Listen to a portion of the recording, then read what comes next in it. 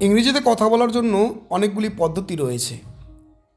তার মধ্যে একটি পদ্ধতি হচ্ছে গ্রামারের যে বেসিক স্ট্রাকচারগুলো আছে, সেন্টেন্স তৈরি করার যে স্ট্রাকচার রয়েছে, সেই স্ট্রাকচারগুলো মুখস্থ করেও কিন্তু বিভিন্ন ধরনের সেন্টেন্স তৈরি করে অন্যের সাথে ইংরেজিতে কথা বলা যায়। যেমন আপনাদের সাথে আমি আপ টু গোটা গ্রামারটার উপর কতগুলো স্ট্রাকচার হয় সেই স্ট্রাকচার ভিত্তিতে আপনাদের সামনে তুলে ধরার চেষ্টা করব। আপনারা আমার সঙ্গে থাকুন।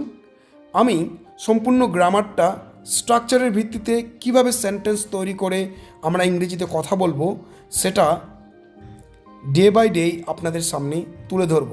আজকে যেমন আমরা স্ট্রাকচার 7, এর আগে স্ট্রাকচার 6 নিয়ে কথা বলেছি, আজকে স্ট্রাকচার 7 নিয়ে কথা বলবো। স্ট্রাকচার 7টা হচ্ছে subject plus was wire plus adjective. এখানে কতগুলি এক্সাম্পল রয়েছে, যেমন আই ওয়াজ হাংরি, আমি ক্ষুধার্ত ছিলাম। হি ওয়াজ টল, সে লম্বা ছিল। সি ওয়াজ শিওর, তিনি নিশ্চিত ছিল। ইউ আর রেডি, তুমি প্রস্তুত ছিলে। উই আর হ্যাপি, আমরা সুখী ছিলাম। দে ওয়ার ব্রেভ, তারা সাহসী ছিল।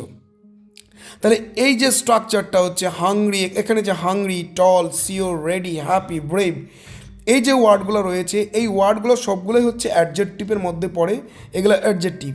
এই ধরনের ওয়ার্ডগুলো দিয়ে বা এই স্ট্রাকচারটা ফলো করে আমরা কয়েক হাজার সেন্টেন্স তৈরি করতে পারবো। তাহলে আমার সঙ্গে থাকুন। আমি এই ধরনের স্ট্রাকচার, গোটা গ্রামারটার উপর কতগুলো স্ট্রাকচার হয় সেই স্ট্রাকচার ভিত্তিতে আমি স্ট্রাকচার তৈরি করব এবং স্ট্রাকচার দিয়ে কীভাবে সেন্টেন্স তৈরি করতে হয় সেটা আপনাদের সামনে তুলে ধরব। ধন্যবাদ।